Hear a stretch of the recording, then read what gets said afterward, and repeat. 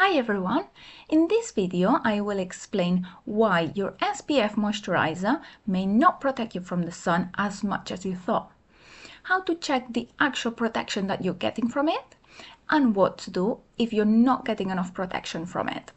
I was recently shocked to learn that a cream labeled as just SPF rather than broad spectrum SPF offers less protection against the UV rays.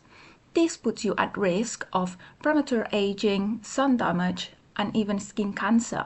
So I was quite alarmed. A simple Google search can confirm this concern, as we can read here. So SPF means protection against UVB. It doesn't necessarily include UVA protection, although some creams labeled as just SPF do offer some UVA protection. And just to remind you of the damage UVA rays can do to the skin, I did another Google search about it. So UVA damages the collagen and elastin in the skin and also generates free radicals. And UVA and UVB can cause more serious problems like skin cancers. Having learned this, my question now was, how much UV protection am I getting from my SPF moisturizer cream? So I googled ingredients. Here we have the list of ingredients. As you can see, is quite long. To make the task of identifying which of these ingredients are SPF filters, I asked ChatGPT which of these ingredients were UV filters. ChatGPT came up with this answer, which I initially found reassuring, because as you can see, my SPF cream contains both UVB and UVA filters. But then I asked myself, how good is the only supposedly proper UVA filter?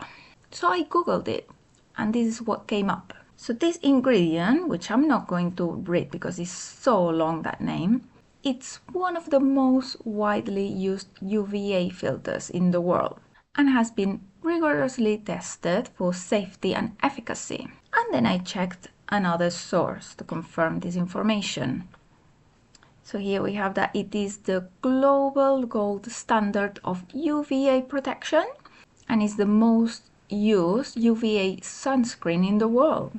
It gives a very good protection across the whole UVA range. That includes UVA1 and UVA2. So this is all very reassuring. However, there is a problem, as we will see.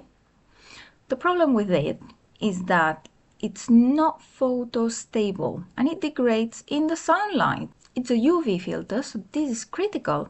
This UV filter, that also goes by the name of avobenzone, loses 36% of its UV absorption capacity after just 1 hour of sunlight. And this is why sunscreens need to be reapplied. This is a bit concerning, as 1 hour is not long at all. We usually just put our moisturizer cream in the morning and just leave it at that. We don't just reapply. So my question here is it sufficient protection? It depends. If you're spending your day indoors and only driving or going out for 10 to 15 minutes, if you apply an SPF moisturizer cream like this one, it will probably be enough. Any more than that, even in the winter or when it's rainy, you probably want to either add a broad spectrum sunscreen on top of it or use a sunscreen that's labeled as broad spectrum instead. This is because UVA rays are not filtered by car windows and windscreens, and UVA rays are the same regardless of the season and the weather, as we can see here.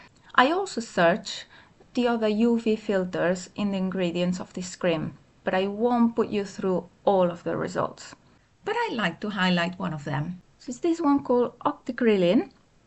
So what I understand from this is that this other UV filter helps avobenzone not degrade as quickly, therefore offering better UVA protection when it's paired with this one, which is reassuring.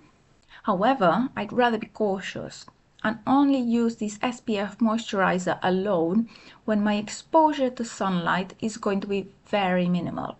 Any more than that, and I will add a broad spectrum sunscreen, minimum 30 SPF, to make sure I'm protected against the UV rays. I hope you found this informative. Thank you for watching.